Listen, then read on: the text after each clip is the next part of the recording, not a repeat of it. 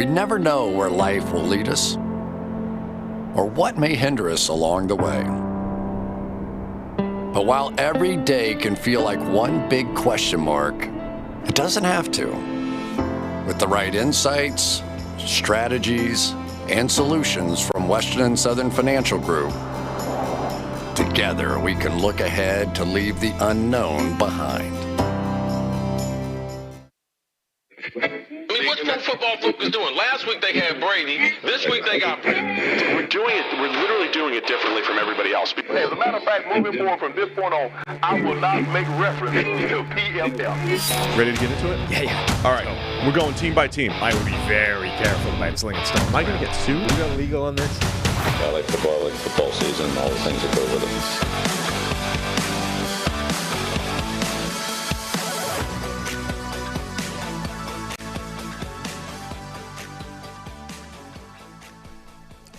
Welcome into the PFF NFL podcast. Steve Palazzolo, Sam Monson. We're back live here on YouTube. A little loud there today. And quick. Sorry about your earbuds, your eardrums, through your earbuds. We're live. Talking corners today. It's cornerback time, Sam. It is. Let's get into it. You're a little out of control this morning. I'm excited. Yeah. I just chugged some coffee. Okay. Maybe that too much right there. So yesterday's show was awesome. A lot of great feedback. We had Jim Nagy, director of the Senior Bowl. Sometimes the title isn't as enticing as something like mock draft. But I do suggest you go. Because there was a lot of questions that I asked Jim that I've been dying to ask. You know, we've talked to him off air or whatever, but you don't have all that time. So I was asking him questions on air that I've been, looking for answers for years. So it was a lot of fun discussion. Yeah, some good topics of conversation. He had some takes on a lot of these draft guys as well. So it isn't just a strictly dude talks about Senior Bowl type of interview. Yeah, it was fun.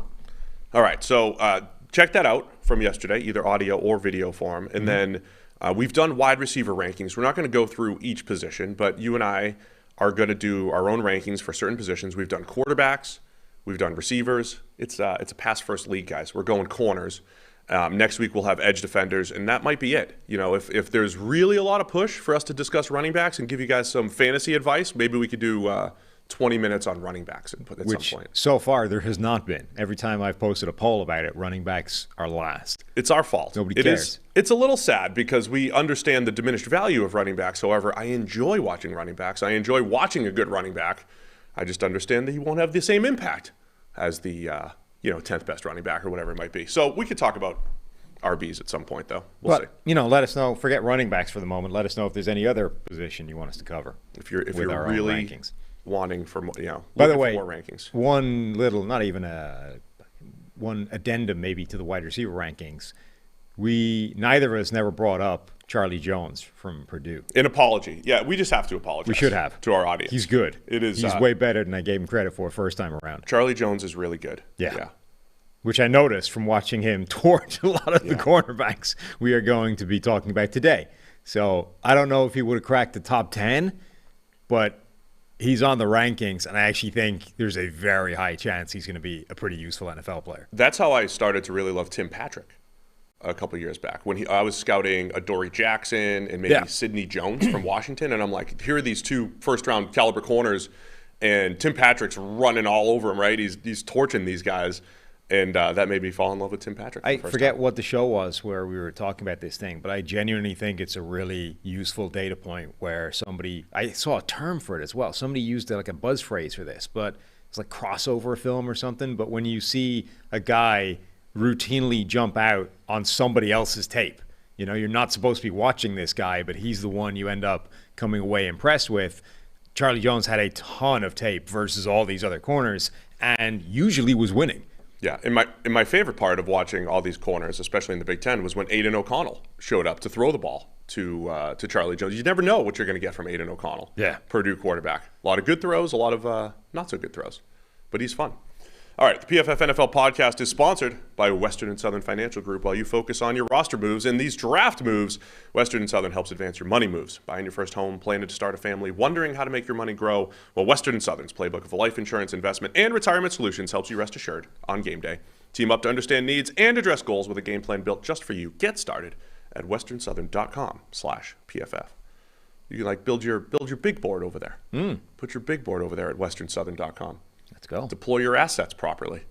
It's like a whole off-season strategy like an NFL team would use. westernsouthern.com/PFF. All right, we ready here? Yeah, let's go. How do you want to do it? What's your plan? What's your strategy? So neither of us, previously for the wide receiver one, we saw each other's rankings. We have yet to see each other's cornerback rankings. Correct. By the way, I dialed in Charlie Jones to try and find his measurables, and the database spat out some dude that played for Fresno in the early 90s who had a relative athletic score of 1.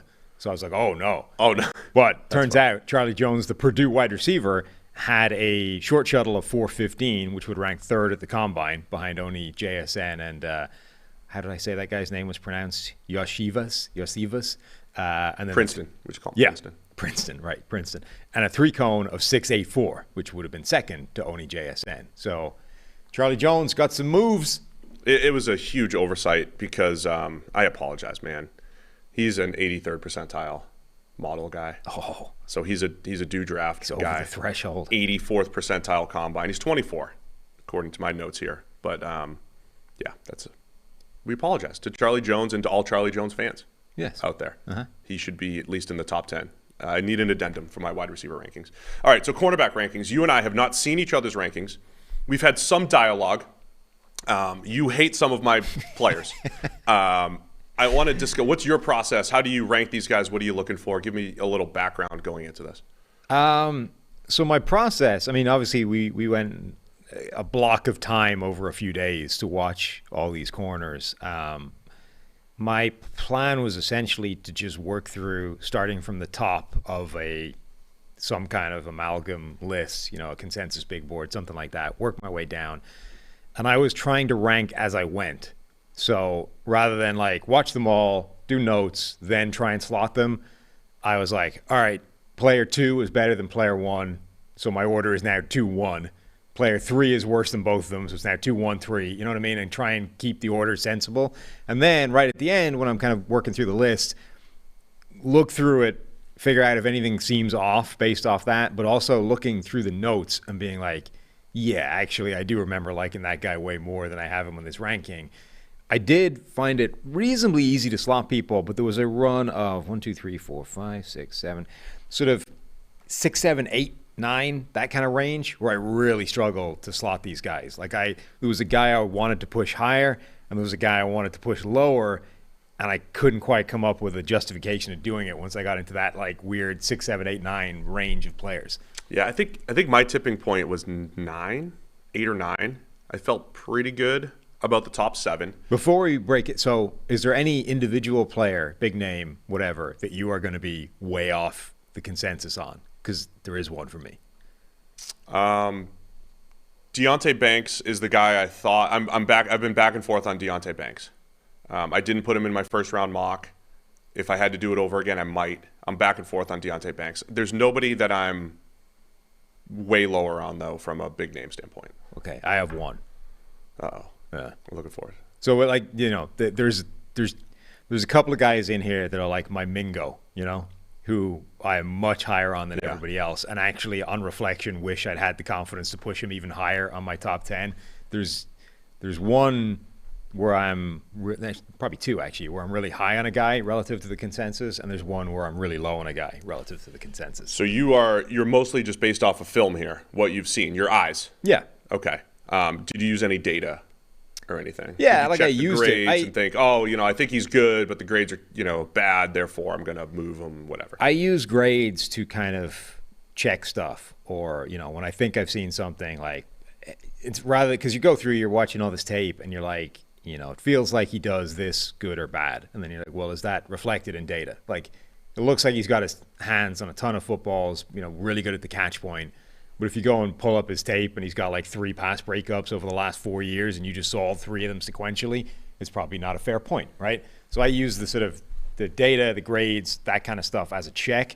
And also for reasons to go find out more about guys. Like there are players in this list where they're amazing one year and they stink the rest of the time, or like, why is that the case? Like that. Sometimes I'll use the grades. Oh, look, that's his profile. That's weird. Let me go and find out why that was his career. Those are annoying. Yeah. All right. My process, really quick, it's a combination of a bunch of things. Everybody's heard about my draft model. I used a little bit of that as a guide. It's not just a blind usage of the model. I certainly watched the film.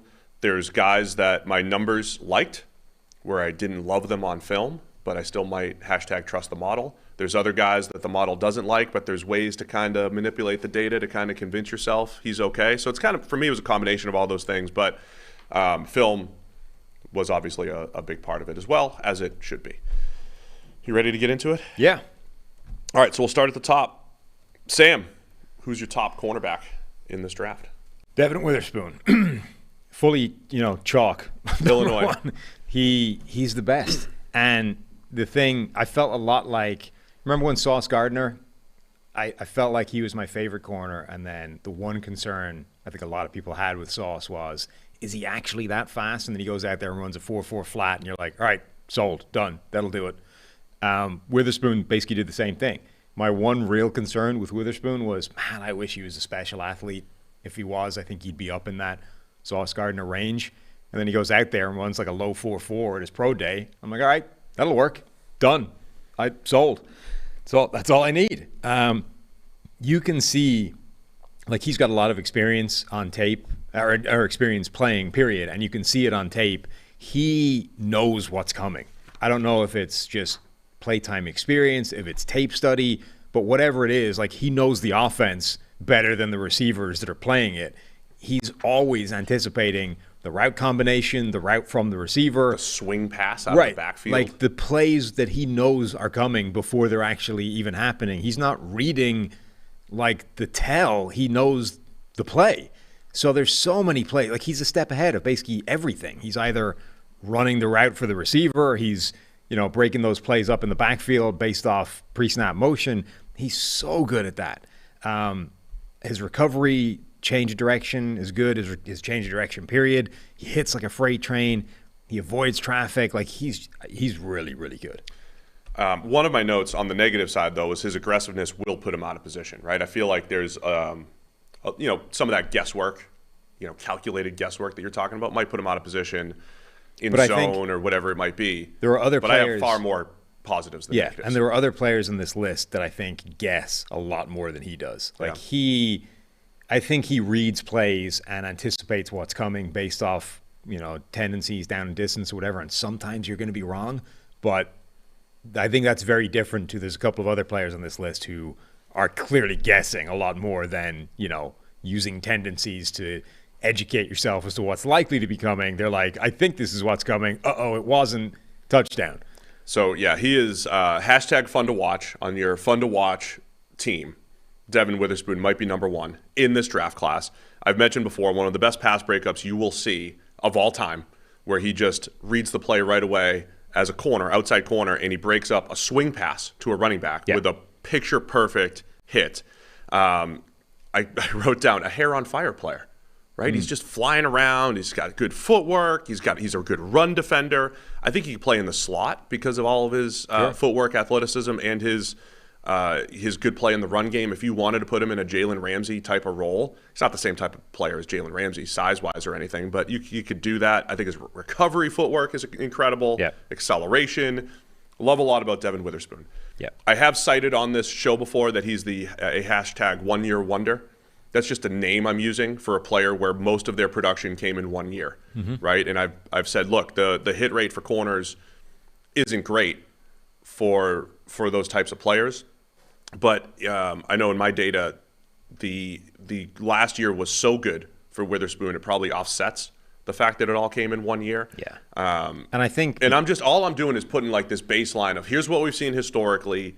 Consider it, but I've considered it, and I still think Witherspoon's the best corner and the one I would take first in the draft because you can see evidence of, again, whether it's the experience or whether he's just reached a point where he's inside the head of every offense. I don't really care, but because he's showing that now, like if he showed none of that and it was just athleticism, guesswork or flying around and just being good, maybe you could argue, okay, the lack of experience could be a problem at the NFL level where there's more deception, there's more trickery, there's all that kind of stuff. But he's so far ahead of the curve relative to every other corner that it feels like, I mean, that's whether or not he got there through 4 years of experience, figuring it all out. Like this is a good thing. This is why I don't care that maybe he got his ass kicked for a few years until he learned all these things. But like now he's there. All right. So Witherspoon is also my number one. So we're both in agreement there. So there you go. We're both going to go to a top 15. We'll see how this goes, man. Yeah, people were critical, justifiably so, that we didn't go to 15 for wide receivers. So we could have had Charlie Jones. Yes, we've gone that deep for corners. All right, let's go to your number 2 corner. My number 2 corner is Joey Porter Jr., Penn State. Oh, I know who you're lower on now. Wow. Yeah. Interesting. Porter Jr. I like 2. Joey Porter a lot. So obviously the thing, you read any scouting report in Joey Porter, you're going to hear the same thing. He's like the best press man corner in this draft. 100% true. He is. He's the prototypical press man corner. The guy's length is absurd. Like he latches on to receivers at the line of scrimmage, and then you can't get rid of him once he's on you because he's so big and so long.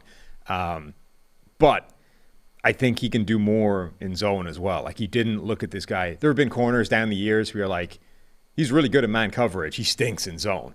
Joey Porter doesn't stink in zone. He's definitely better at man coverage right now, but I think he has the skills to play in zone and be a really high impact player in those schemes as well. Reminded me a little bit of J.C. Horn in terms of body type and size, but I think he's got better movement skills than J.C. Horn did at the time. Yeah, I think he's the clear number 1 corner for anybody that wants to run that press man scheme. But I think he's also, like, the potential for him in any other scheme is high enough that he'd be my number 2. You wrote down J.C. Horn. I didn't write down J.C. Oh, okay. I've told you that right now. I wrote down J.C. Horn in my notes. Oh. In our assessment of him at the time, which was put him in a press man scheme, number 1, right? Which was like, if you're the few teams that run that at the time, it was the Lions, the Dolphins, the Patriots, that whole Belichick tree. J.C. Horn felt like the perfect fit. He went to a zone-heavy scheme in Carolina. I agree that Joey Porter can play zone, and he's got that zone length, right? When you have great length, it's not just for press. It's also to be able to compress passing lanes and all that stuff.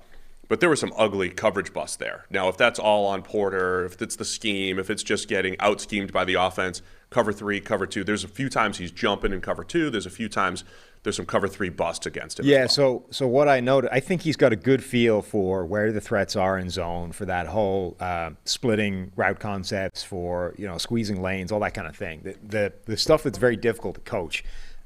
Where I think he does fall down is he wants to plaster, like he wants to play man coverage, right? So when the play breaks down in the backfield and all of a sudden everybody's working ad-libbing, he immediately wants to latch onto a receiver and trail that guy wherever he's going. Whereas sometimes as a zone corner, you need to kind of maintain a little bit of patience and discipline and continue to kind of play an area between 2 receivers and then figure out where the quarterback wants to go, then break on it. So I think he's a little bit too quick to like zero in on the one guy and go, that's where I'm going. Yeah. But I think a lot of that is a product of just the dude plays man all the time. The fact that he has a good feel for where the threats are, for where to be initially, I think is a good sign for the zone coverage. And I think if you make the split more even, he probably ends up getting a lot better at learning that discipline part of it. Yeah. So with I'm going to have, this is where we're going to veer a little bit, right? So I'm going to have Porter at 3 on my list. Okay. I'll circle back to my 2 in a second. Just to finish the Joey Porter discourse, though, I stole a term I used in my Sauce Gardner notes from last year, which was catch point nuisance. Because of his length and everything, he is just an absolute nuisance to catch passes against. He's so strong as well. Yeah. Like he makes a lot of pass breakups just through being stronger than you. Yeah. Like he's not actually in necessarily great position, or at least the receiver has position on him, catches the ball, and then Porter just goes, nope, and just rips it away or rips the hands away or whatever. Just like physically outmuscles the dude once the ball arrives. And like there aren't that many. I mean, there's a lot of corners in this list that can't do that. 34-inch arms is nuts. Is 100th percentile. That's tied with Julius Brents from Kansas State, not only in this draft class, but historically in our database. 10-inch hands, if that matters. That's extremely massive. Wingspan over 80 inches, which is also huge, a little bit shorter than Brent's. Ran 4.46. Joey Porter, For the record, the model's like pretty good on him. Doesn't love. The model loves Devin Witherspoon. Doesn't love Joey Porter Jr. But I love him enough that I'd put him in the first. I think there's a tier of top 3 corners, which includes the guy that you're low on, which is my number 2, Christian Gonzalez. That's the guy you're lower on. Yeah. Really low on Christian Gonzalez, huh? Yeah. So we might as well just get our Christian Gonzalez discourse out of the way right now. You give me your sales pitch on him, and then we'll circle back to him when we get there in my rankings, because it's going to take a while. So this is where I'm saying I can manipulate the data any way that I want. Handy. In the pure sense of, is he an 80th percentile guy for me? No, he's a little bit below. He's about 70th. The combine numbers, all of his workout numbers are 90th percentile. Yeah. And that's where sometimes I lean, like that's where the elite players come from. So historically, if you look at, not like relative athletic score or anything like that, but just the way I've looked at it, when you take workout numbers, project them to wins above replacement, project them to WAR, you take those 90th percentile players at corner, your elite players are pretty much coming out of that group at a pretty high rate if they're drafted in the first round. So for me, it's this combination of, I liked enough of what I saw from Gonzalez on tape. Talk about that in a sec.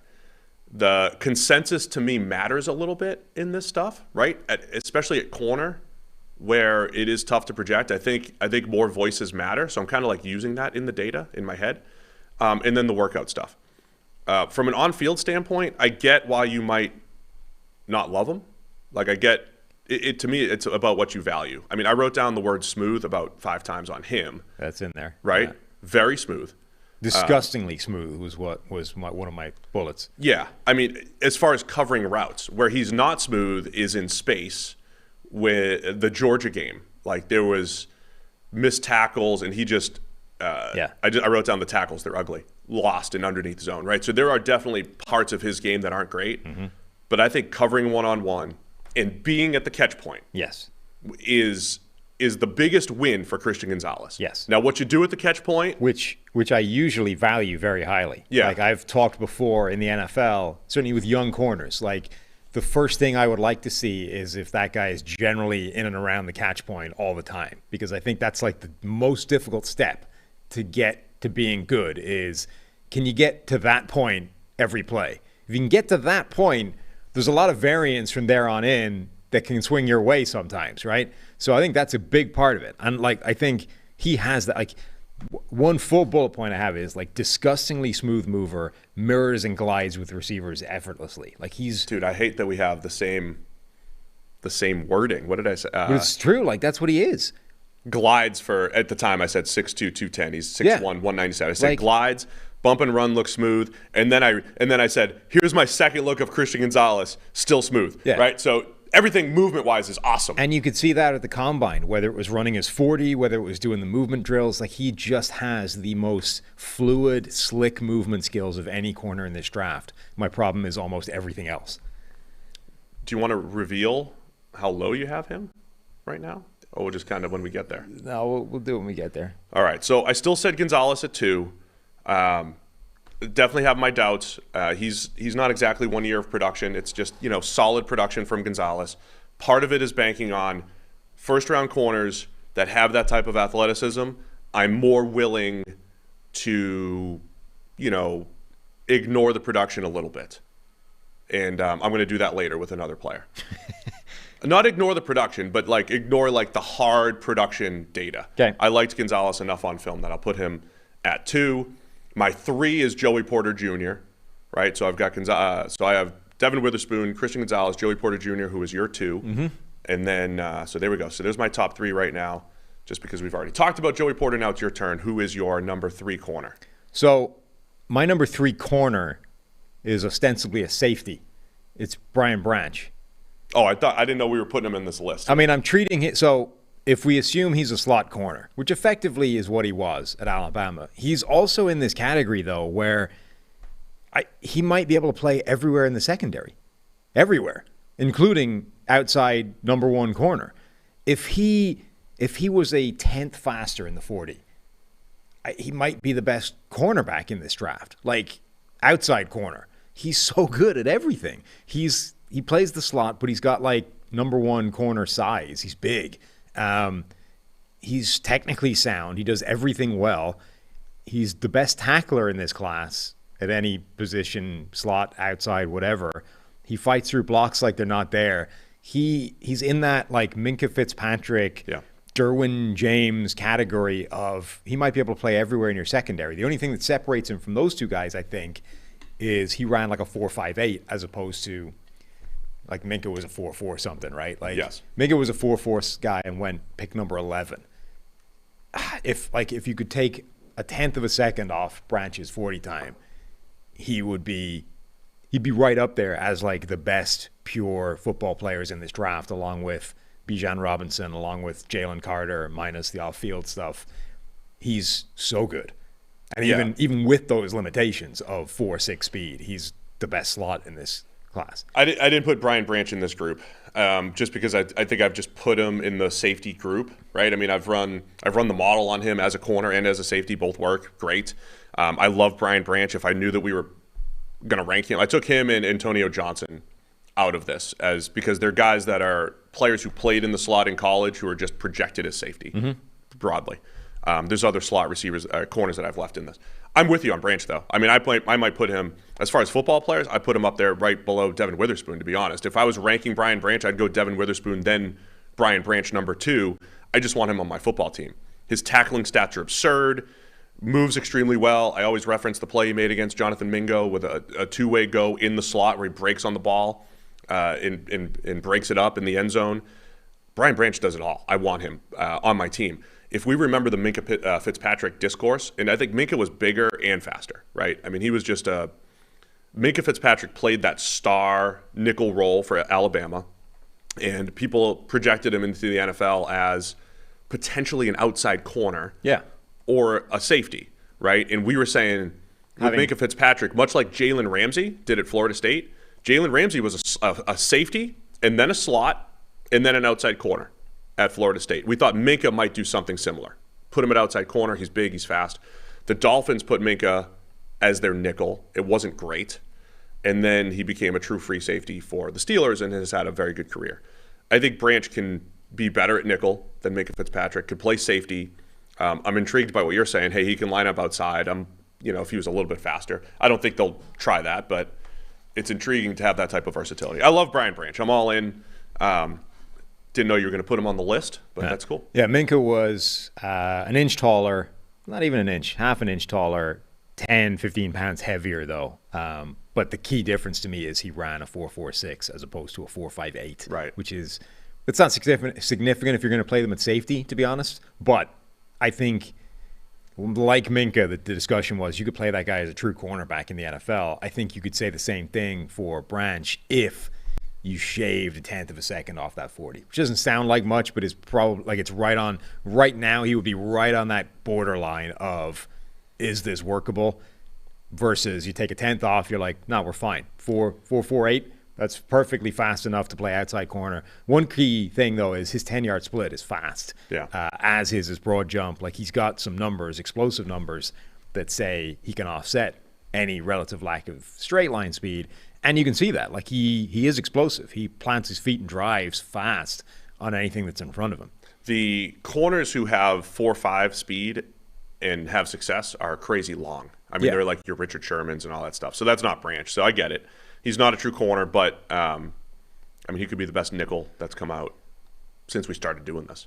The tackling's absurd. He had 4 missed tackles in his entire college career. Yeah. It's awesome. He also, by the way, in that role in Alabama's defense, like he faced some pretty legit wide receivers in the slot, one-on-one with no help. Like they had him matched up on Jalen Hyatt in that cheat code of an offense, one-on-one. Like Jalen Hyatt's supposedly one of the best burners in the NFL, and they were exposing him one-on-one deep down the field.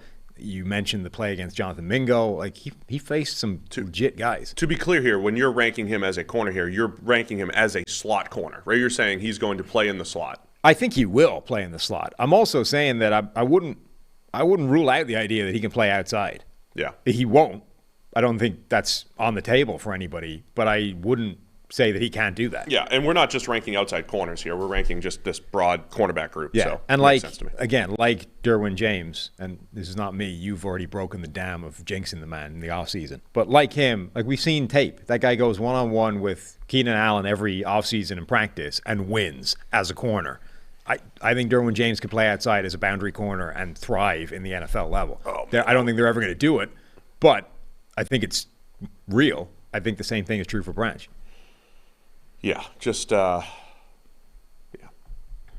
love it. I like Branch. All right, so go to your number 4. My number 4. Who's your number 4 corner? My number 4 is Deonte Banks. So you have Deonte Banks. Mm-hmm. All right, I got him. I thought I was going to be lower on him. I kept going back and forth. I have him at 5. So he's got like sick movement skills as well. He's got that Christian Gonzalez, not the same, not fluid and smooth, but his ability to mirror and just move with any wide receiver, I think might be the best of any corner in this group, in the class. He's got speed to the burst to match it as well. Like he's got elite physical movement skills for a corner, and he's also got some positive coverage traits as well. Like he stacks wide receivers really well down the field, doesn't let them do it to him. He leans on them very well, takes away space, like minimizes the window they have to hit. Doesn't have Witherspoon's like instant read on where to be and where to go and what's coming, those kinds of things. Maybe not as great at the catch point. Good, not great. But you see the coverage numbers. If you're on YouTube there, you see the numbers from last year. 72 overall grade, 74.3 coverage grade, 11 pass breakups. The grading has never been great for Deonte Banks, which made me think going in, wasn't going to love him. But, oh, my gosh, his speed is incredible. Yep. His play speed is the best. In this class. And what did he run? I think he ran fast. I know he ran fast. It was 4.35, right? Yeah. So I mean Christian Gonzalez ran 4.38. He ran 4.35. My guy DJ Turner ran 4.26. Nobody's speed shows up on the field like Deonte Banks. Because when you mentioned he doesn't give a lot of room to receivers. When he does though, he just I'll just catch up. Makeup speed is out of this world for Deonte Banks. Mm-hmm. So why is he not higher with everything that we just described? Why is he not higher? Yeah.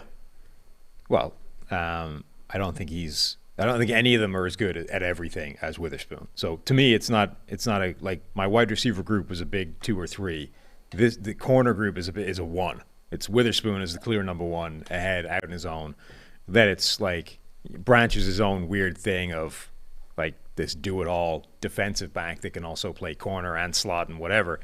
So it's really, why is he not ahead of Joey Porter? To me, I'm just more confident in what Joey Porter can be than Banks. I think Banks has better quickness, speed, all those kinds of things. Porter's capacity to just overwhelm people physically, I think, is pretty crazy. You didn't buy into the propaganda that I sent you. What was that? Deonte Banks just tackling. It may have been Marvin Harrison Jr., Ohio State receiver, just tackling him in the secondary. Good play. It wasn't even a double move. It was just like an outside release go ball. And he just straight tackled him. Your alternative at that point is to not tackle him and give up a touchdown. Tackle him. You hate when announcers say that all the time. Like, it's a great play by the corner. You have a defensive pass interference. Yeah, it'd be a better play to not get burnt. Smart play. Banks is the challenging one for me, right? Because I think my eyes tell me this dude can cover anybody. And then you see, to me, he just gives up. Like, why was the production not good? He gets stuck in the mud a little bit on that type of play. He gives up a lot of room on crossing routes, in breakers generally. You mentioned how fast Devin Witherspoon is to react. I think Deonte Banks is a little bit slower in just reading receivers generally. I think he lets receivers just run by him too many times. I know you kind of had the opposite take. I thought he just lets receivers do too much and he relies on his athleticism to play catch up. So can that be fixed? Maybe. So in like numbers wise, the model hates him from a production standpoint and thinks it's nearly about as elite as it gets from a combine standpoint. And I'm going to go back to when the combine numbers say that, that's where the elite players come from, right? So he's a fringe model guy because his workout numbers are so strong. So I put him at 5 as my hedge just a little bit. I'll be a touch lower on him, I think, than others, but not as low. I thought I'd be lower because I didn't love the tape other than just like the natural athleticism. Yeah, his combine was crazy. I mean, the 4.35 That's a fast number anyway, but it's not. It's the worst number he posted at the combine. He had a 10-yard split of 1.45. Anything under 1.5 is lightning fast. A 42-inch vertical, 11-foot broad jump, like crazy numbers. Byron Jones-esque, right? Byron Jones had that crazy combine. You know who he kind of reminded me of, though, as a football player, which you might completely disagree with? Josh Robinson, the Vikings corner that ran 4.32, who was a very good athlete, but wasn't a great corner overall. I think Banks is better and probably a better prospect and ends up better. But if he also just never figured it out at cornerback, I wouldn't be terribly surprised either. So I think there's some boom or bust to Deonte Banks. But after rewatching, I get him more. I get him a little bit more than I did going in. So Banks is your 4. He'll be my 5. I think those guys are obvious why people like them. Like the Deonte Banks, the Christian Gonzalez, the people you can see their movement, you know, like that's their biggest selling point, are the easiest ones to understand why anybody would be high on them. Yeah, so before we start to sound like we're going to contradict ourselves, next week we're going to rank edge defenders. And edge defender is the one where I'm going to rely on the data far more than I will at cornerback because it just projects better, right? So if you're listening to the show this week and the next week, you're going to say, okay, why are you ranking somebody with poor grades and just a great combine, ranking them high at corner, and then taking the opposite approach at edge defender? And I think it's because you should take the opposite approach at those particular positions. I think at corner, because production tends to fluctuate so much, you do kind of want to rely on the right measurables at cornerback.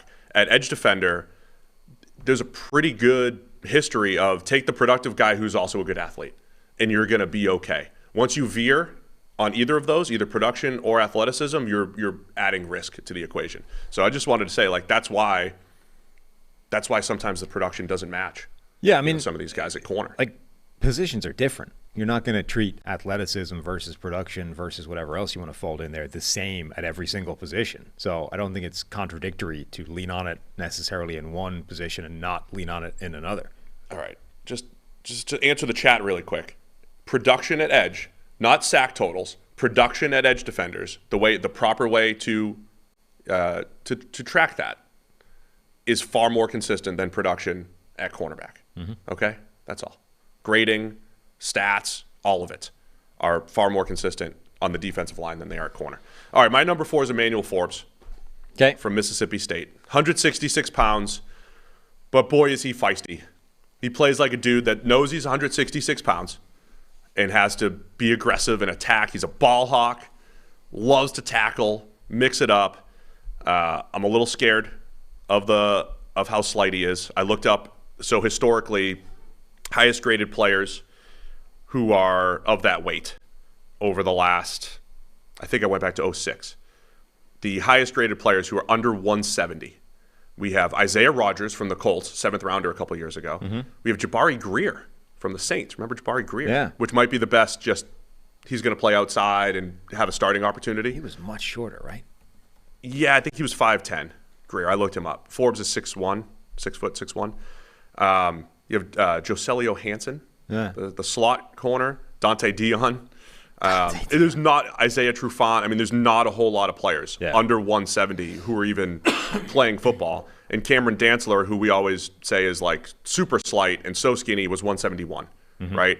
So, well, that was fake 171 as well, though. It was fake 171, right? Yeah. So, like, official numbers. So there's not a lot of comps here for Emmanuel Forbes, but I like him a lot as a football player. There is no cornerback back to 2006 that actually has his combination of being under 170, sub 4'4", and 32.5-inch arms. So there's no actual real comps for Emmanuel Forbes, which makes this a bit of a challenge. Yeah, he's my number 6, so we're in the same ballpark with him. Pretty close, yeah. Yeah, like he is visibly lightweight. Like, not only can you identify him immediately just from a glance at the field, but it also shows up like in routes. He has to put a lot of energy into contact that he makes with wide receivers, and sometimes that gets him out of control.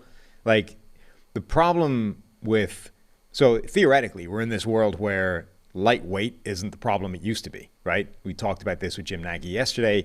Wide receivers, guys like Devontae Smith being 160, Tank Dell, these smaller receivers, it's not the problem it used to be.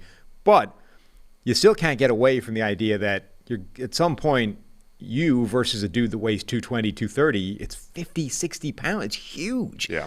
And I think so it's one thing where you're a wide receiver and you can kind of hide that a bit and you can do a lot to get away from that matchup. I think it's a slightly different problem when you're a corner and at some point DK Metcalf's just going to go, he's going to be there. And now you're like, okay, that guy outweighs me. Forbes is what, 160? 166. Okay. So like, DK Metcalf outweighs him by almost 70 pounds. 6'1", 166. Like, that's insane. Yeah, but he also outweighed Dante Dion, who was 5'7" or whatever he was, and 150. And Dante Dion isn't really in the league anymore. Yeah, but he battled, and he was. I mean, Forbes is way bigger. Yeah. I'm just saying, at some point, you run into that physics problem, and there's simply no offsetting that. There really isn't. That's this class more than ever, right? Like this class, there's a lot of guys like that. It is. I think Renner tweeted this a few weeks back, as far as just size, right?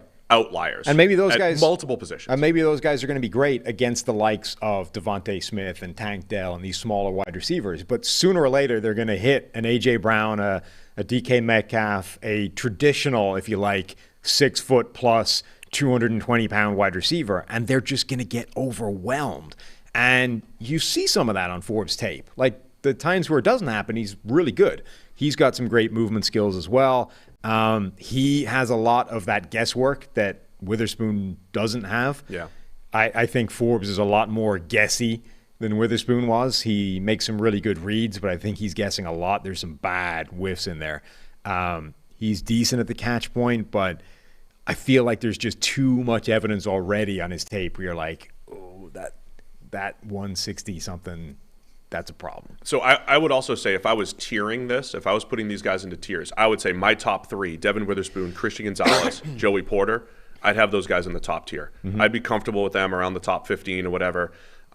Once I get to Forbes at Mississippi State, Deonte Banks at Maryland, I'm thinking late first, early second for those guys. I think there's a drop-off. So I put Forbes at 4, but this is where my board starts to veer a little bit once, and then it's going to veer again around like 8 or 9. Yeah, this is where I started to struggle to order the 4 or 5 guys that I have in a list here. All right, so I already revealed my number 5 being Deonte Banks from Maryland. Who is what am I asking you for? Well, your 5? We can do 5, and then we can get to 7 because that's our reveal. But my number 5 is Cam Smith from South Carolina. So my run of this little run here goes Cam Smith, South Carolina, then Forbes, as we already talked about, Mississippi State, and then 7, Christian Gonzalez from Oregon, which is, I think, by far the lowest I've seen anybody on that guy. Let's do the Cam Smith thing first. So he's a guy where the 2022 I don't think was as good as the year before, which is always that thing of what do you do with that? It's a little bit, I never like when a guy goes backwards at any point. It's just I don't ever quite know what to do with that. There was a role change. Yes. He played because he got moved to the slot. He also it was a little ugly at times there. He also had a ton of penalties this year, but I don't think it was actually, when you watch him play, I don't think this was the inevitability of playing like hyper aggressively and like too grabby and something that was inevitable. I think he just caught a bad run of sometimes you're going to get 10 penalties in a year, and when you do, your production's going to be bad for it. You know what I mean? Yeah. I don't actually think that's inherent in his play. I think he just had a bad year, but he's patient in zone and off coverage. I think he sits in space, understands when to react to things, whether it's man or zone coverage. He's got that prototypical size, length. He got put on some brutal matchups in that slot. Again, yes. Jalen Hyatt, Tennessee, played. They had him, I don't know what the plan was, because they had him playing egregiously far off Jalen Hyatt. But he actually did a pretty good job of keeping everything in front of him, like keeping contain of him generally. Lost at the catch point once for a touchdown in the red zone, but he was close. That was one of Jalen Hyatt's best pure plays. Yeah. Slot fade. But he's got a ton of length. Like he can influence throwing windows and get in the way. Doesn't always drive on things, but when Steve Smith, I think, had this comment when he had a video on him that when he sees something that he flies towards it like pretty much nobody else, maybe Witherspoon. Steve's breaking down the corners too. I only saw one video from him, but it was Cam Smith. He called me the other day, Steve. Yeah. Did you ever get back to him? Well, I'm trying to interpret what he texted me, and as I think back, did you criticize him? Am I going to take some heat because you criticized Steve Smith? Yeah. I said it feels like a lot of his videos, he's always seeing the best in receivers. Yeah. So, yeah. That's great. So we've been playing a little phone tag here. He doesn't have my number. Yeah, he doesn't have your number, so it's going to come down on me. Well, that's perfect. That you know. Yeah. Could you say something positive about Steve? I love watching his videos. I went through a bunch of them today because I was curious who he'd been through. He's big on Tank Dell, so I retweeted that one. Nice. I'm big on Tank Dell. I love his videos. I love Steve Smith. The dude's awesome. Thanks. I will pass along your number if there's any criticism. No. We're still in the middle of phone tag. I'm going to call him later today. My number's unlisted. And as I rethought it, we mentioned his name, and you may have been a little on the negative side, and I just don't want to, have to clean up your mess. No, you're the front guy. You're the muscle.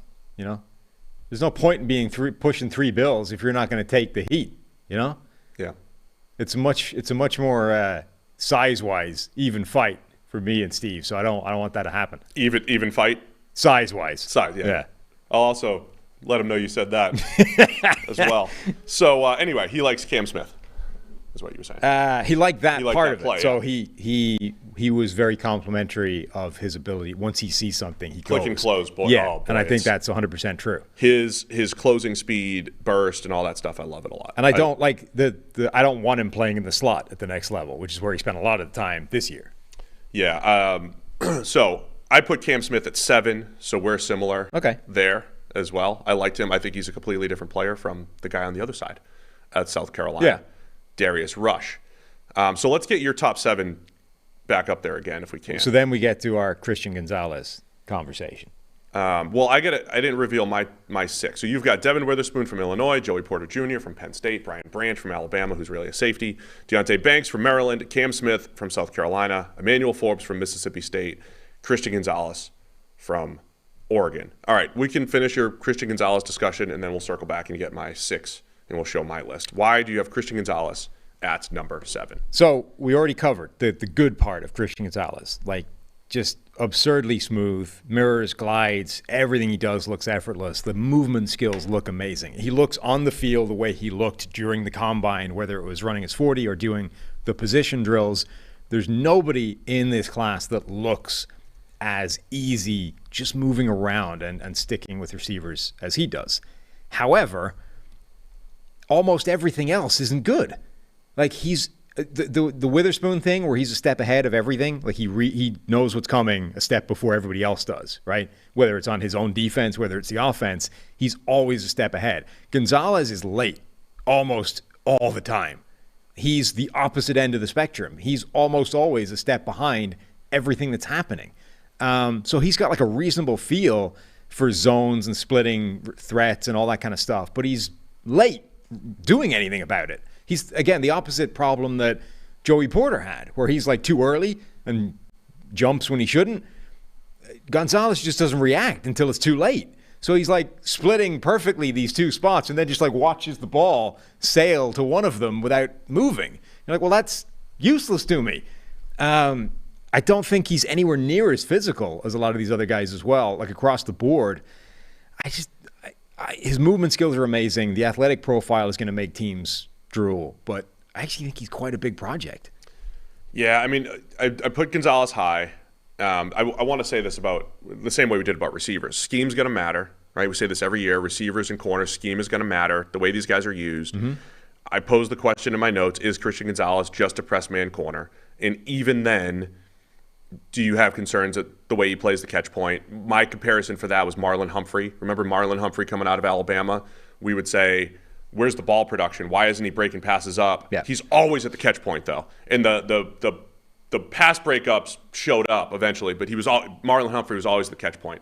So I talked myself into that part for Gonzalez. I don't love him as a zone player, though, which is fair and a huge part of what corners need to do. And there's so many plays where he's at the catch point and the ball gets through anyway. And you're like, why are you not stopping these? You're right there, and you're bigger than they are. Why are you not stopping these getting through?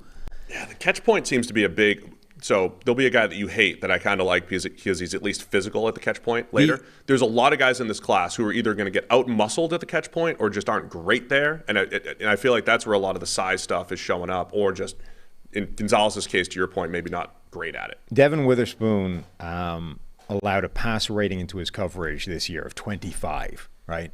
So an NFL passer rating, the average NFL passer rating at this point is 90-something. He allowed a passer rating into his coverage of 25, which is absurd. The passer rating of an incomplete pass is 39.6.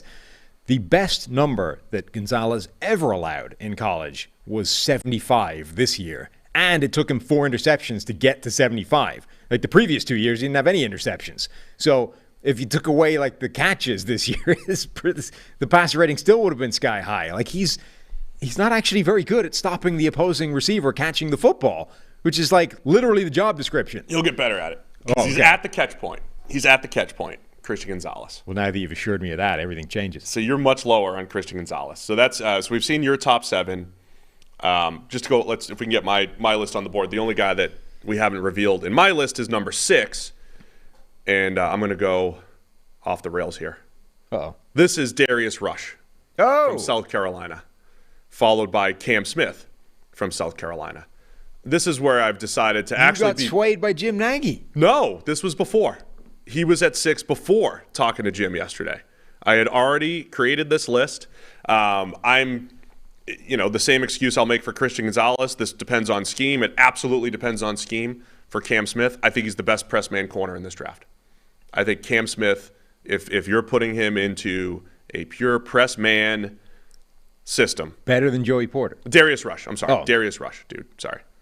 I'm going to keep messing up their names because I just clicked on Cam Smith's my Trello card here. But better than Joey Porter as a press man. Sorry, he's right there behind Joey Porter. Okay. Sorry. The best, second-tier press man corner. Second best, you might say. Might say second best. I love Darius Rush from South Carolina.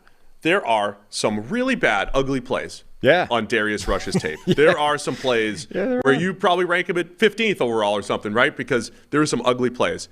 But his ability at the line of scrimmage, straight line speed, his ability to close, press and run skills, I love all of it.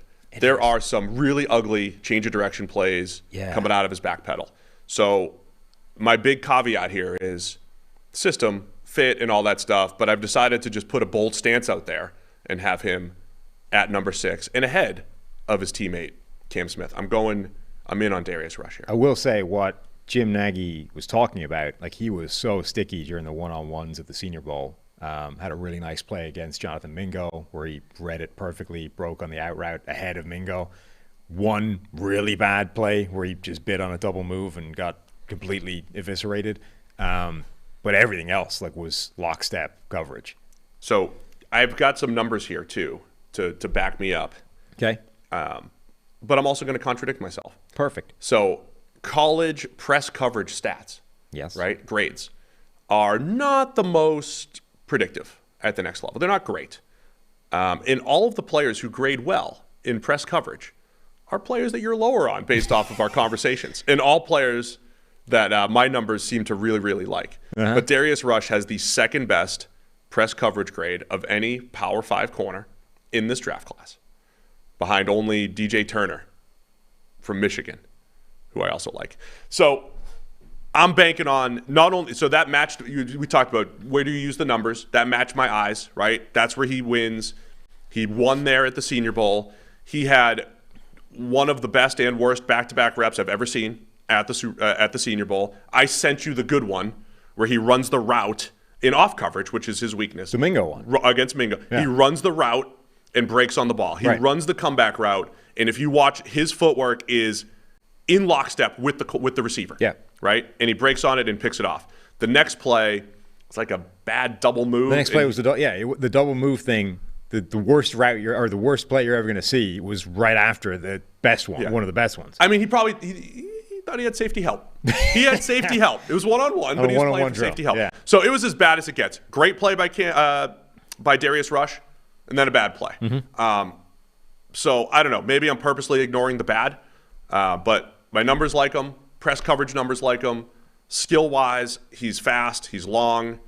and I think he's a good press man corner. And so if you're playing that scheme, I would bump him up a little bit. What did he run? There it is. Got to get his done. Did he not run? His game speed was 4.36. Ran 4.36 with almost 34-inch arms. So all that stuff's going to add up to some teams are going to have Darius Rush really high on their boards, others are not. That's what I believe. Yeah. So I put him at 6. I think so. We've reached the point, by the way, where this group gets very close together for me. It's a lot like the wide receiver class, where remember when you reach the ass end of the top 10 and all of a sudden you're like, the next 15 players are kind of interchangeable. I feel like this is where we are with the corner group as well. Like we're in this world now where right here is where I really struggle to rank these sort of 4 or 5 guys. But even the next 10, I think, are very close together before it starts to drop off. All right, we're at number 8. We'll go a little bit quicker through the rest of the group here, I think. But who's your number 8 corner? I agree. I put a little cutoff here. This is where I said next tier. Who's next? So this is where I'm really high on a guy relative to everybody else. This is Terrell Smith from Minnesota. Oh, jeez. Who you went this high with Terrell Smith? He's so good. Explain to me why he isn't ranked higher by everybody else. Why? I don't understand it. He's 6 foot. I explained it to you. He's 6 foot and 204 pounds, right? And he looks bigger than that. Like I don't understand how he looks as big as he is, because he's not huge, but he looks massive. He's so good vertical. Like he might be an elite cover 3 type of corner where you're just taking the deep third off, you're removing any vertical threat from your side. Keeps things in front of him really well, like doesn't get beat over the top, comes downhill quickly, aggressively, decisively, efficient. He's another guy that understands zones, understands route combinations, where to be, how to squeeze the throws, how to move in the right direction to make that as challenging as possible for the quarterback. The only thing I don't understand is his career, the rest of it. Last year was amazing. He looks like he belongs in this group of the top corners. Every other year of his career, he was either ass or benched or ass and benched. Yeah. That's why. That's why he's not talked about. Did Lance Erline have him at 5 on his ranking?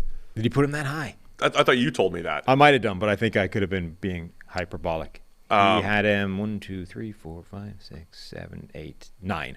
Yeah, so he's one of those guys. If you're bringing up, hey, Terrell Smith, what do you think of him? And we're in a draft room, I would say I agree with a lot of what I saw on film. I mean, here's the thing. From last year, he looks really good. If I showed you only last year's tape and you had no other information whatsoever, you would say that guy's a top 10 corner, correct? I think so, yeah. There you go. See, that's all I'm looking for. That's all you're looking for. Now I'll just tell you what the numbers say and why I didn't rank him. Sometimes I trust the numbers. Don't want to hear the numbers. Because the numbers take in the entire career, where he was actually well below average for 4 years and then broke out as a year 5 player at Minnesota. So bad. Terrell Smith. 60th percentile in my model. And which is fine. My model's not perfect. But I will just tell you the historical precedent for players under the 20th percentile becoming a solid or better player, 4.5%. Yeah. Average or better, there's 3 players out of about 40-something. So you've got J.C. Jackson from Maryland. All right. Who was one of the biggest misses. There's not a number that says J.C. Jackson should have been great. Right. And we also might have the data point that's only because he was playing in New England. It was perfect fit for Belichick. Who knows? Yeah. There's not a number that says J.C. Jackson in my numbers that he should have been good. Workouts, production, nothing. The other solid player was Teron Johnson out of Weber State. He's a slot for the Bills. And then the other player you could say is Rashad Fenton from South Carolina has become a pretty good player based off our numbers. No one else has. So, again, not saying this can't happen. I'm just saying this is one of those where my eyes are saying, yeah, he looks pretty good, and then the data is saying, boy, this is a no-go. The historical precedent is pretty strong. The one piece of defense to the rest of his career, which let's be clear is bad. We have 5 years. First year, the coverage grade was 69. Then it went 54, 47, 45. But the 3 years of truly terrible play were, 400 and almost 500 snaps combined. So 500 snaps across 3 years. It's more accurate to say he didn't really play than he played a lot and was terrible. The first year was his freshman season, which that's a pretty good freshman performance. 69 grade, 8 pass breakups. Like that's a decent performance for a freshman. And then the 5th year was great. And he ran a 4.4, and he's got prototypical size. So if you just cross out the stuff in the middle, you know, the Baker Mayfield thing, if we throw them out. Throw out those 3 years in the middle, 19, 20, and 21. If we say they didn't happen. Context matters. Look, context matters, right? But I think context matters, as does just throw the data in and historical precedent. So, I mean, I don't care. People are criticizing your list for some reason, Sam. I really respect your eyes when it comes to cornerbacks. I think you have a pretty good history, track record. You almost kind of played that position as a IAFL second team All-Star. So, you know, I respect your opinion on that stuff. But that's what's fun, especially with cornerback rankings. And also, I don't appear to be completely out on an island because, as we said, other people are there too. Lance Zierlein has him numbered 9, just behind Emmanuel Forbes, which is 2 spots away from where I have him. So, like, that part matches.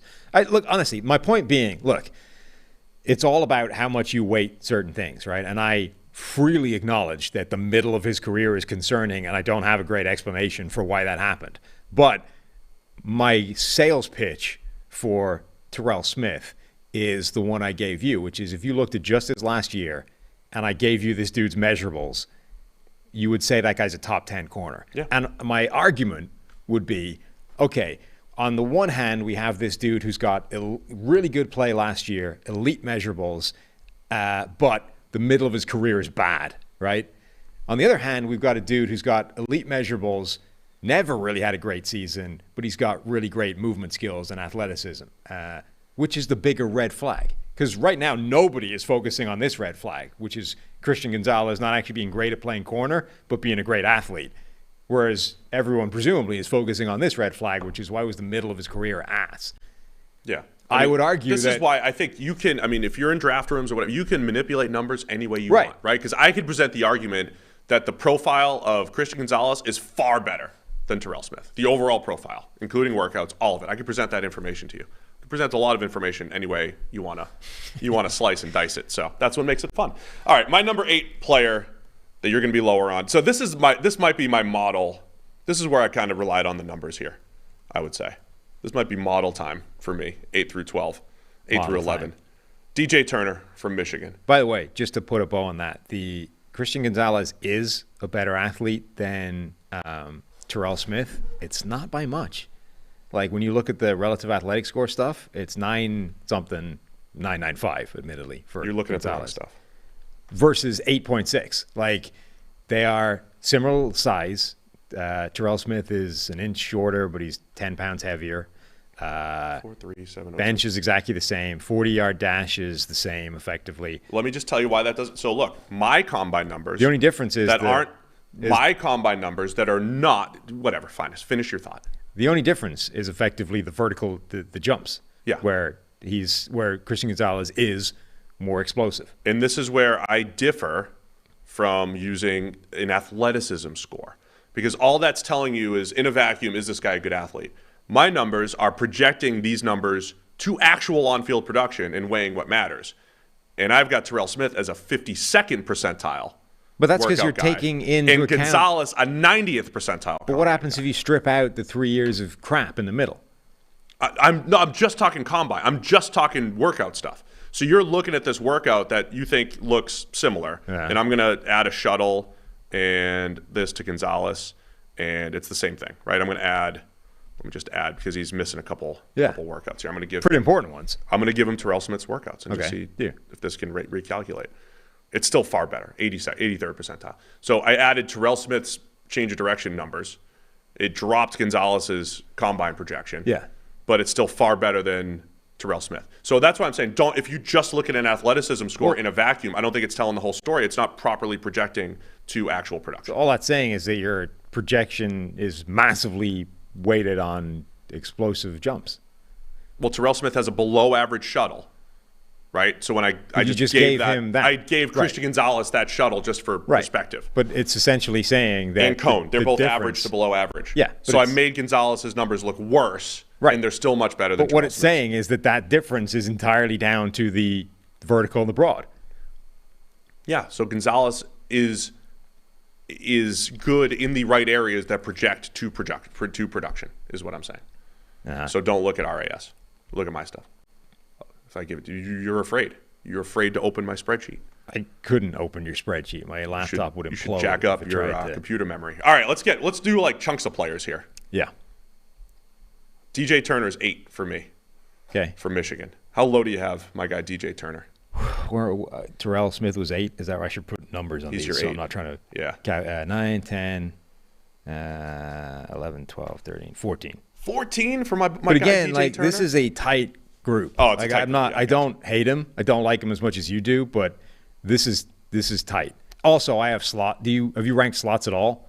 No, I just kind of threw him in here because I have Travius Hodges-Tomlinson as my 9. So two of my spots between here and Turner are slot players. Okay. So, yeah, I just threw them all into the mix here. Let's go through a couple at a time here. Okay. And you could tear it. I went model heavy on the next couple. I'll give you my 8 through 11. Okay. DJ Turner from Michigan. Yeah. Travius Hodges-Tomlinson from TCU. Uh-huh. Mekhi Garner from LSU, the guy you hate. Ah. And Mekhi Blackman from USC. Okay. Now, the data's strong on all of them. Garner and Blackman both transferred. Garner was at Louisiana. He's got 1 year at LSU. Blackman was at Colorado. He's got 1 year at USC.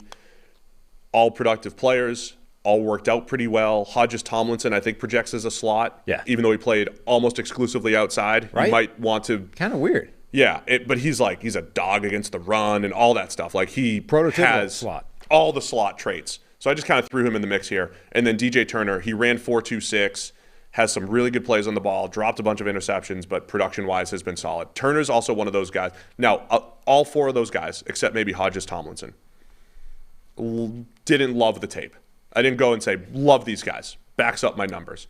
But I'm kind of like trusting the numbers in my rankings here. I like them enough, but I could see the flaws. Your guy, Anthony Tresh upstairs, says, I think I heard him say yesterday that Travius Hodges-Tomlinson is planning on being known as Trey Tomlinson at the next level, which from a personal convenience level would be huge. It would be great if he would do that. That would be outstanding. The TCU defense had a guy named Hodges, I think a guy named Hodge, and then Hodges-Tomlinson all on the same. Just from a rolls off the tongue point of view, Trey Tomlinson so much better than Travius Hodges-Tomlinson. I like that. Yeah, if he could make that switch as fast as humanly possible, I'm in on that. All for that. Trey Hodges-Tomlinson. I do find it fascinating that like these guys who you know without having seen them essentially are, this is your slot guy, and then you watch the tape, you're like, where is he? Why is he not in the slot at any point?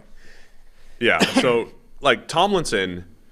He's another guy. He's going to struggle at the catch point against bigger receivers, which is why I think he has to play in the slot. But he moves so well. He does. Jason Verrett was a little bit bigger, and probably like how many real small corners have played outside? Jason Verrett, how many? Pac-Man Jones, Darius Williams, right? So there's not many. There's definitely times when I look at Tomlinson. The really tiny guy from Atlanta years ago. What was Alford? No. Robert Alford? No. Damn it. He was like the poster child for small outside corners for a while. I don't know. Give me a minute. I'm going to need to find that. Speaking of Atlanta, did you see how D'Angelo Hall ran a 4.15? What? Back in 2004. I sent you that picture. I was watching the 04 draft, and it said when D'Angelo Hall got drafted, the note at the bottom said ran a 4.15 at his pro day. Brent Grimes. Oh, yeah, of course, Grimes. Small corner. Oh, his wife's going to be so mad at you. He's small. Don't we? You forgot his name. Okay. She's going to tweet at you. Mad. I forgot her name as well. What's her name? Mina Grimes? Minka? I don't know. Whatever. I don't know. She used to attack everybody. It's fun.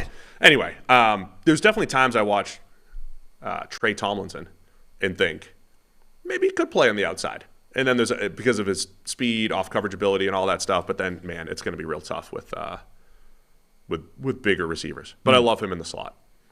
What don't you love? My guy DJ Turner. You didn't love him. I think his speed. I don't think it's funny because he's faster by 1/10 of a second than Deonte Banks from Maryland. I don't think it shows up as much, right? Like Banks just moves so fluidly. So I admit it doesn't show up as much for Turner, but he is a very good athlete. I think he's just a good all-around player that I would take a shot on. Yeah, he reminded me a bit of like a poor man's Trent McDuffie, from last year, who was, again, a smaller outside corner, but was always really, really good. Like he obviously offsets the size. DJ Turner struck me at times as like just another guy. Decent movement skills. He struggled to stop receivers, kind of leaning on him and then breaking away from him a lot. That happened quite a bit. I wrote that he had a touch of the wide receiver chaperone about him. I forget who the guy was. Kyle Wilson from the Jets years ago? That was like his thing. Didn't we use that for Steven Nelson as well? Maybe, yeah. But that I felt a little bit about DJ Turner. I don't dislike the guy. I just didn't love him. Yeah, that's fair. The other guys on my list, Mekhi Garner was really productive at Louisiana. You were sending me your notes on him that you think he's terrible. I like that Garner. Like I get the negatives. I think he's physical at the catch point, and I'm not seeing that a ton. I think he's got good play strength. Uses his hands throughout the route. It's a fine line. I have a type. I have a history. I might have a history of overrating the grabby guys. This is LSU Grabby Peters. It might be. I could be completely wrong here. But it's another one like athletic. Mekhi Garner tested well. He was fine as a tester, but I don't think it shows up on film. Change of direction, acceleration. It's not great, any of that stuff. He's another guy that graded well in press. Like all the guys that graded well in press, Sam. Darius Rush, DJ Turner, Mekhi Garner, and Mekhi Blackman. They all did. And they seem to be the guys that I like the most. So I'm going out on a limb here saying my numbers like him. I like him enough on tape. This is my model time here, having him at 10. I'd be very surprised if he ends up being a good NFL player. Cool. That's the one you have that I'm most far away from. I can't get behind that one at all. The rest of them make sense to me. Where are we in my list? You've gone through your top 8. You can give me your like 9 through 11 or whatever. Clark Phillips, Utah slot. I think he's the best pure slot, whatever we're calling Brian Branch, but Phillips is the best pure slot in this draft to me. So twitchy and quick off his feet, like stops on a dime, just like absolutely prototypical slot corner. Hodges Tomlinson, I think, is pretty close to him. I have him 2 spots lower, so number 11. Number 10, I have Mekhi Blackman. He's my corner crush this year. I love that dude. I didn't even know you were going to watch him. I love that guy. There are, by the way, just for perspective for everybody here, there are 19 corners in the top 100 on the consensus board. So it's maybe it's the way evaluators just rank corners or the fact that there's so many of them, but about 1/5 of the consensus board is corners. So the guys are going to be all over the place. So you're actually a touch higher on Mekhi Blackman than me, and he's one of my dudes in the model. Yeah, I love this guy.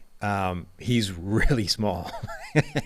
He looks really slight. Michael Wilson from Stanford, who was 6'2", 215, something like that. Yeah. Michael Wilson made him look like a child when he was lining up next to him. But he's got that. He's feisty. He will fight to the death with these wide receivers that are bigger than him. He had a pass breakup that turned into an interception in the end zone against Stanford when they still run that thing. Remember when they had JJ Arthega-Whiteside, and he used to just straight post up in the end zone like it was a basketball move? Yeah. They still do that. They had these 2 guys who literally both went and posted up. And so this giant of a receiver is straight up posting against Blackman, who somehow fights his way like over the giant frame of this dude to break it up, and then it ends up being an interception as well. I think he's got a lot of ability despite being that size. Like challenges really well at the catch point for a dude that size. Maybe he ends up getting kicked inside to play slot just because of his size. I think he'd be good there. He's got enough movement skills and quick twitch to do that, but he doesn't do a lot badly. 5'11", 178. I hate that I'm all in on such guys that either not so much just their pure weight, but play strength doesn't always show up, right? Blackman does lose at the top of the route, but he is you said feisty, I said tenacious at the catch point. He can track the ball, right? He has some of the most spectacular interceptions I think in this class. He's got good hands. He gets his hands on early in press coverage. I mentioned the press coverage grade for Blackman. For a guy that's slight, he's good at that particular part of his game. And I do love the way he tracks it. He does feel small. He's got to play. There's a few different sort of specific plays that you see people make that you love. Like remember the deep over against in cover 3 for linebackers. If they can find that, track it, and actually do anything about it, it's insane. Rarely happens. One of the plays that I love from corners that they almost never make, but when they do, I'm sold almost immediately. He had a play against UCLA where he splits 2 verticals in cover 3 and then drives on the inside seam and breaks it up. Yes. Like, nobody ever makes that play. I love that so much, right? I mean, those are the ones when we would be grading in coverage. It's like, man, this poor guy. They didn't ask him to match. A lot of teams, match the seam. They had to split the seam, and it's like, it's really tough to do when you do see that play. It's you awesome. literally have to cover 2 guys at the same time running vertical, and it's almost immediate death from a corner point of view. It's virtually impossible. So he splits the 2 of them, sees they're going to the seam, drove on it laterally and broke it up. Like just an amazing play. Somebody made my favorite play. I can't remember who it was. I gotta find it. One of the corners made that replace the free safety on the post play. I have that in my notes somewhere as well. Yeah, that's my favorite. That might be my favorite play in football. Move him up, whoever it was. I can't remember who it was. Anyway. That was Garrett Williams. Yeah. I was like, put him at safety. Other than the fact that he's not physical and can't tackle, put Garrett Williams at safety because that was I love that play. Yeah. So the only not the only negative, but one thing about Blackman around a 4.47, I would have loved to see that 4.4 flat. Yeah. Like if you're going to be that undersized, come on, give me just a little bit to work with from speed point of view. Hodges Tomlinson, Trey Tomlinson. I had one spot after that. Where does that put me up to? 11. And then Keely Ringo was number 12. The people are asking about Keely Ringo. He's my number 12. Depending on, I did change my list on Tyler, so I don't know if he made this prior to you changed your list just at the last second. Not even the last second. Of course. He might have had enough time. It was this morning. I had Ringo at 13 on one of my lists and 12 on the other, so I slotted somebody in. What the people are asking about Ringo? He was a guy I was like, man, why? When Renner started dropping him on the draft board, the guy's huge, runs 4.3. I hadn't watched Ringo closely enough. I'm like, man, why is he dropping? And then I watched him, and I get it. So what'd you see from Keely Ringo, and why is a guy that's so big and fast this much lower on our boards? I just think he's wildly inconsistent. The good stuff is amazing. Like when he's on, he's really good. He's got the prototypical size, everything you want. Cedric Tillman worked him when they played Tennessee, except for one. Ringo had one really nice rep on a go ball where he shadowed him to the sideline, got an interception, saved the game, basically. But other than that, Tillman worked him over during that game. I feel there's a few things that I think he's generally not good at, and then everything else he's just madly inconsistent about.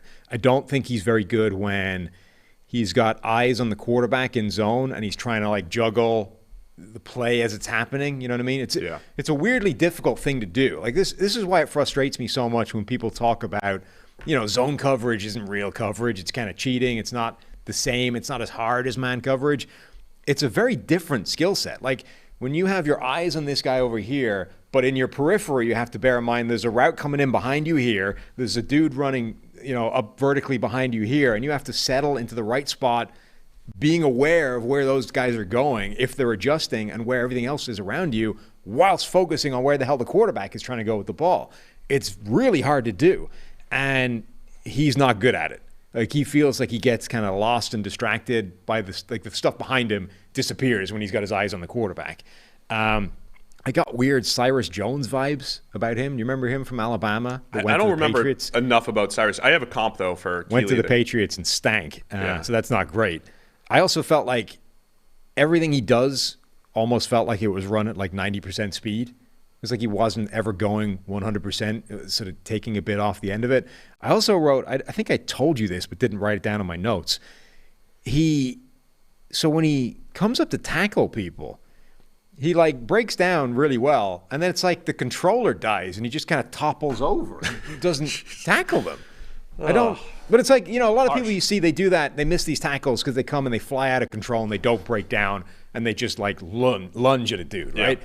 He does everything right. And then it's like once he's broken down, it's just like the stops. Like the inputs have stopped coming and he just just like keels over at their feet. All right, so I have some thoughts and some data, right? 6'2", 207, runs a 4.34. Can you look up his relative athleticism score? I can. Score? Yes. RAS. 4.36, right? So why is a guy that runs 4.36 at 6'2", why is he lower? He reminded me a little of Trey Waynes, or at least our thoughts on Trey Waynes coming out, which was straight line speed is unbelievable. Vertical route tree, he can handle that pretty well. He does work downhill pretty well. But I wrote down change of direction is a chore, basically, right? Any kind of change of direction. Which shows up in a 7.21 three-cone time. So his three-cone time. Atrocious. And his all of it, the shuttle, all of it's not great. Yeah, he's not quite the Trey Waynes having a faster 40 than the shuttle time, but he's getting there. Right. That was our joke, right? Trey Waynes' straight line 40 was faster than his shuttle. Yeah. When it should, like your shuttle should, there was like 5 guys in history where that had been. So he's a tenth of a second faster in the shuttle than the 40. It's close. But it's getting there. And that shows up on the field. And I thought it takes time for him to just start and stop. Yep. So any sort of stop route, hitch, comeback, all that stuff is difficult for Ringo. You mentioned the good stuff is good, like his range in cover 2. Like again, anything straight line is spectacular. He gets very flat-footed and can't twitch and explode in somewhere in a new direction. So what's the RAS say for him? Is it high or is it mediocre? It's high, but it's all based off of the 40 time essentially. So and that's where I'm telling you my combine number. And it's not even hot. Like it's lower than Terrell Smith, say. Is it a 7 or something? It's an 8.24. So it's an 8.24, which it's gonna pop. Like, but that's gonna you're gonna look at that. It's gonna pop, and you're gonna say good enough, good athlete. But his is very weird in that it's either great, which is 6'2", 207, 4.36, 1.49, 10-yard split. Everything else is bad. Yes. And so I'm going to tell you my numbers, my workout numbers have him 31st percentile when it comes to projecting those workout numbers to production, because the vertical is also weird, 33.5 below average. The shuttle's bad and the cone's really bad, right? So the things that tend to project to production, including arm length and all this, like none of that is actually all that good for Ringo. And then the actual on-field production is okay and not great. So I think that's what the film soured me a little bit, the actual production, and the fact that the pure straight line speed doesn't necessarily project because everything else is poor. I did look up all the corners who are 6'2 or higher, 6'2 or taller, and ran sub 4.4 historically. Dominic Rodgers-Cromartie is the most successful one. Okay. Tariq Woolen, probably second most successful, but everything else that he did was awesome workout-wise too. Yep. Antonio Cromartie was good, but he was better athletic. There's not a lot of other success stories here. Greedy Williams, Nico Thorpe, Chris Westry, Rashad Robinson, remember him? Yeah. There's not a whole lot on the list of successful corners. All right, so let me give you my final 3 that gets us to 15, right? Keely Ringo was number 12. Julius Brents from Kansas State was number 13. DJ Turner, your guy from Michigan, number 14. And then Darius Rush, 15. Hey, put all my guys a little bit lower. Yeah. Turner and Rush. Uh-huh. But they're on there. They're on the list. Let's talk about Julius Brents. I had him, where'd I end up putting him? I had him either 14th or 15th, depending on which list Tyler got and put into the system. Well, Julius Brents. Let's wrap up your list. Yeah, we'll go to my list. Tyler, who do you have at 12 for me? Is it Tyreek? Ringo. It is Ringo. Okay, so this is before I slipped Tyreek Stevenson in. Yeah. I put him in there. So I got Ringo, Clark Phillips. Yep. And then Brents. There you go. He let him Julius Brents. Let him do it for you.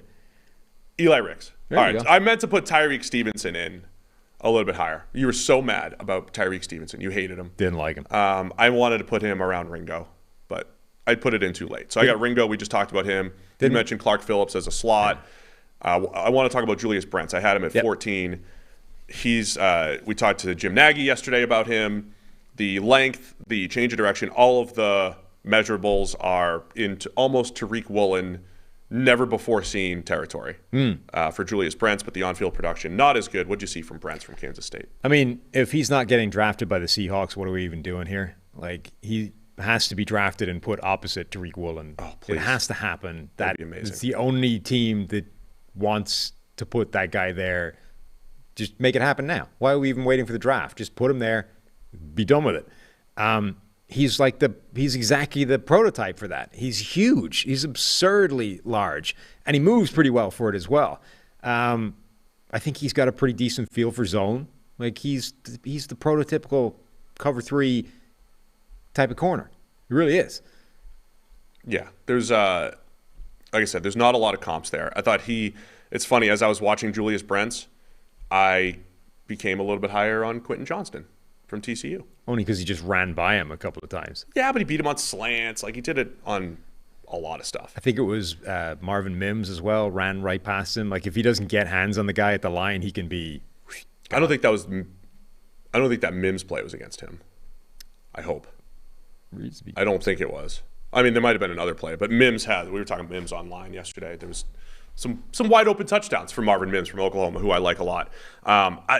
Brent's, I mean, look, I'll find my notes on Tariq Woolen from last year. There's not a lot of positives as far as the actual football playing. Yeah, Tariq Woolen was a project former wide receiver.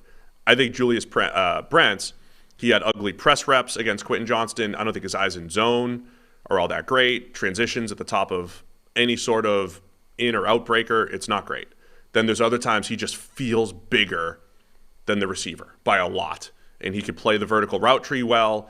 And again, if you look at what Tariq Woolen, 5th round pick last year out of UTSA, what he did last year, it was like, hey, just take away the deep ball. Take away the deep ball and just be big and long. And he had a lot of success. Woolen still, he was good. He was good, not great. But when you go back historically, who are the corners? 6'3" or taller with arm length above 33 inches. This is just, big, massive guys. Back to 06, I believe this is. Sauce Gardner last year. J-Ron Curse, if you call him a corner, he's been like that slot, right, tight end eraser type. Tariq Woolen from last year. Isaiah Simmons, if you count him as a corner, right? These are guys that became corners in name. They play in the slot. Then you have Keith McGill, Trey Walker with 1 snap, Simeon Thomas, Chris Westry comes up again, Trey Flowers, the corner that Seattle drafted a few years ago out of Oklahoma State, moved him from safety, and then Brian Allen, corner. So there's not a lot of players, even in the data, that have done this. And then when you add in the change of direction stuff, it's only Julius Brents and Tariq Woolen. And the only difference there is Brents ran 4.5 and Woolen ran 4.26 or 4.28 or whatever it was. So Brents is in that never-before-seen type of category, which for me at corner, not for other positions, but for me at corner is like, yeah, I'll take a shot on that. I will take a shot on that because the upside truly is there, and the data supports that upside's there. It's not just, hey, he worked out well, therefore there's upside. The data supports you take a shot on these types of players. Yeah, you can see, like, he's got legit lateral agility. He isn't just that kind of big, long, fast, straight line cover 3 corner that struggles in space. Like, remember the way anybody that ever used to run anything, like if you put a short and shifty receiver on Brandon Browner opposite Richard Sherman, they were screwed because Browner couldn't track those guys laterally underneath. He's just too big and long and too slow. But Julius Brents is a 6'6" 3-cone. Like, the guy can move. He can match speedy, short, smaller receivers on underneath lateral movements in a way most guys that size can't. So there's definitely a lot to like. Like, he really is that prototype cover 3 corner. I just don't know how applicable that is to a lot of other schemes. So there you go, man. That's our top 15s. Do you have any I wanted to put Tyreek Stevenson later. You made me a little gun shy. You didn't think he was very good, the Miami corner. Did you have any sleepers? I kind of forgot about sleepers. I did send some sleepers into Tyler, if we have those. Who'd you have? We've got Cameron Mitchell from Northwestern. Okay. Did you like him? Did you watch him a little bit? I watched him a bit, yeah. Great. Again, these are two guys I pulled out of the model and that I watched a little bit. We've got Cameron Mitchell from Northwestern. Mm-hmm. Starling Thomas V. Yeah. From UAB. Really good athlete. Also ran sub 4.4. Productive player. Were you surprised at the fact that somehow he's 6 foot tall? Yeah. Did I write anything on him? He looks tiny. There's a lot of players, like I always use the Tua example, just like Tua feels small on the football field, and I don't love seeing that. Yeah, he did feel kind of small.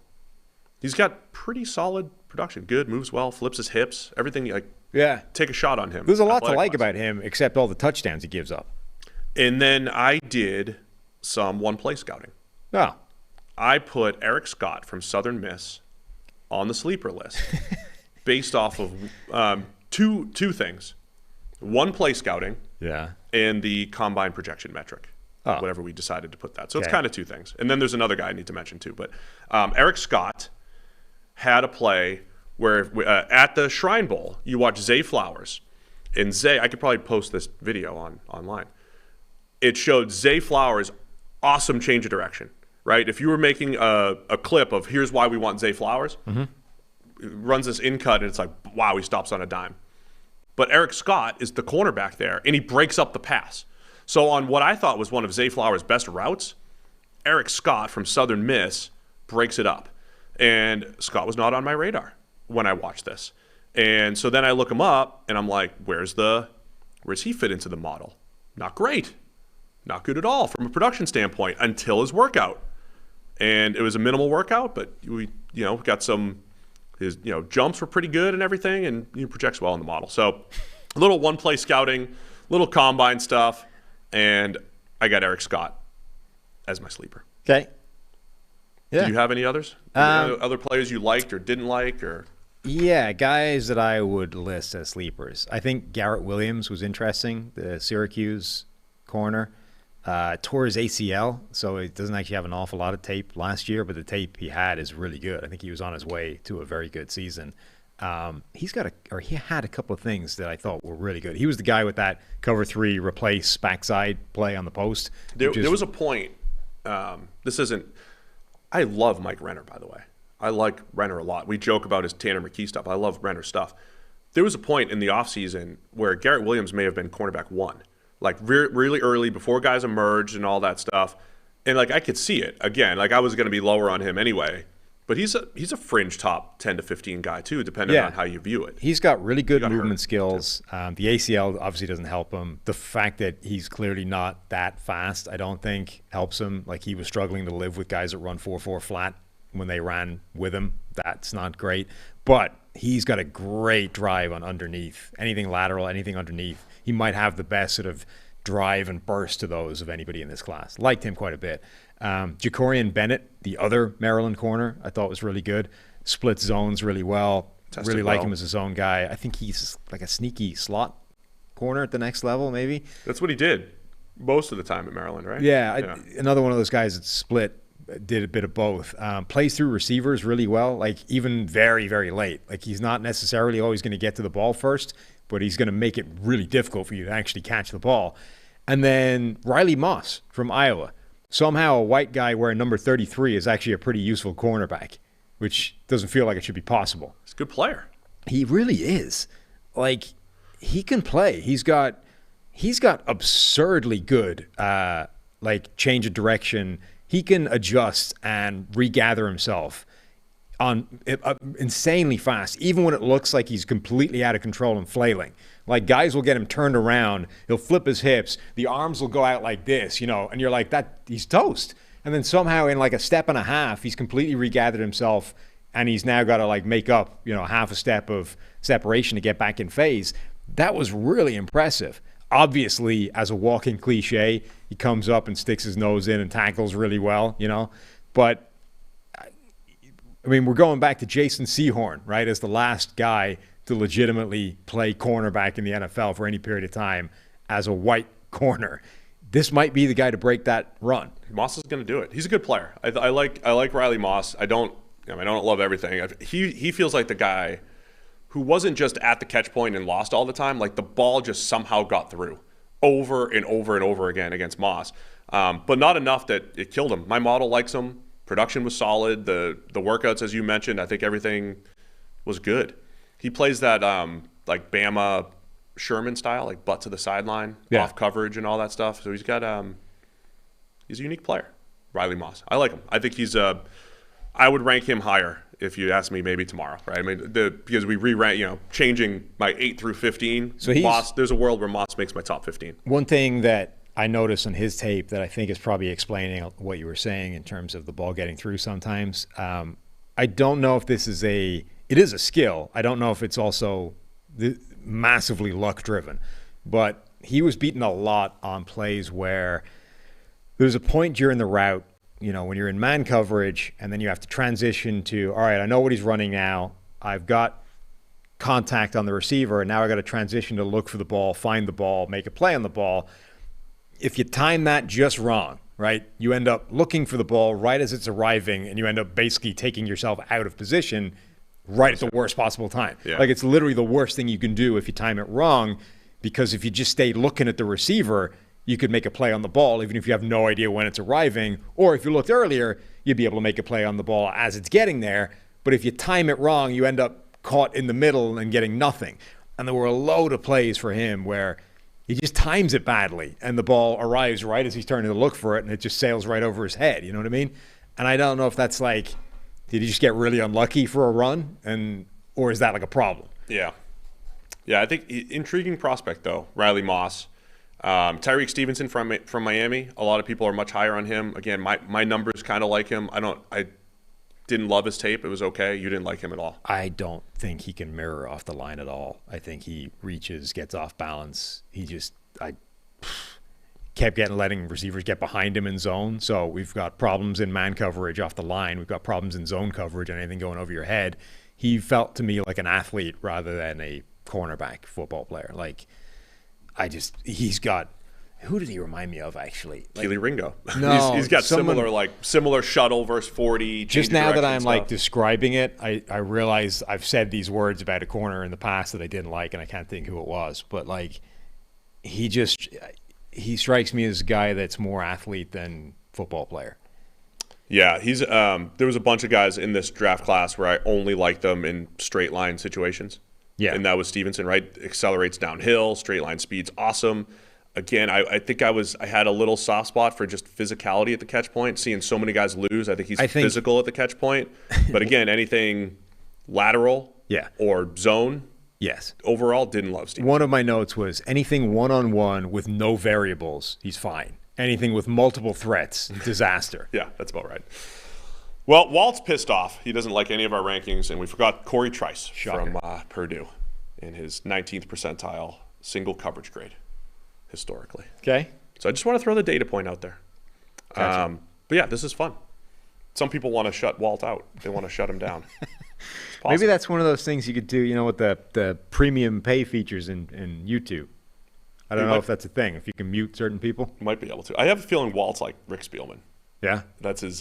just trolling all the time? It's just Rick going through... That's why he has a full board and all that stuff. It's Rick. It's Rick Spielman. Yeah. Do you want to talk the PFF draft board really quick? You want to just get out of here? You want to roll what we had? What the board is? Yeah. What does... did we update it? We might just have had another update. We can get Renner's corner takes here so that we have... Devin Witherspoon is number 1, which is becoming the consensus, right? Yep. We started off, I think, relatively out on an island there, and then I think the longer it's gone, the more everybody is deciding that Witherspoon is the number 1 guy. Then Renner has Christian Gonzalez, Joey Porter, Deonte Banks, and Emmanuel Forbes. That's his top 5. I see. Where are you looking? On the board. I see Deonte Banks, then Joey Porter. I don't. Refresh. We may have updated it today. Deployed this like a minute ago? Maybe. I don't know. I'm the head of product, but not for anything that you guys use.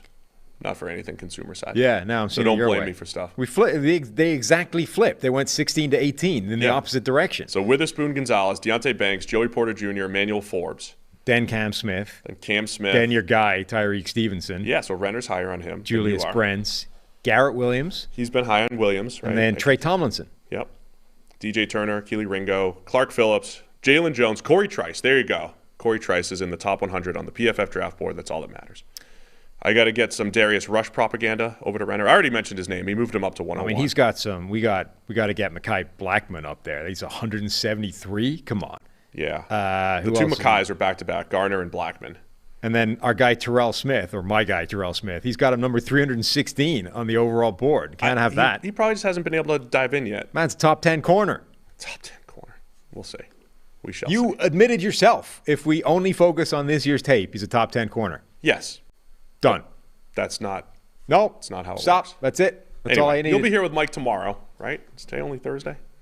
It is only Thursday. You guys are doing something tomorrow. Yeah. Anyway, that was fun. Send us your cornerback rankings, except for you, Walt. You already put them in the chat. Appreciate it. Let us know. How did we do? We'll do edge defenders next week.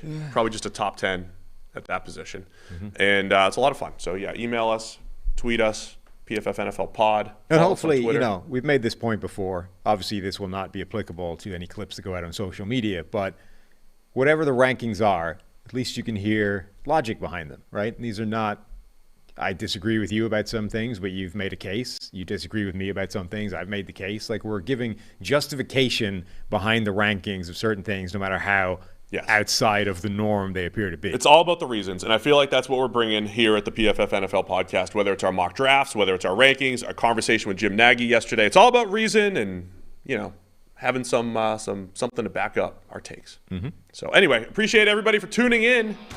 You and Renner back here tomorrow with more PFF NFL podcast.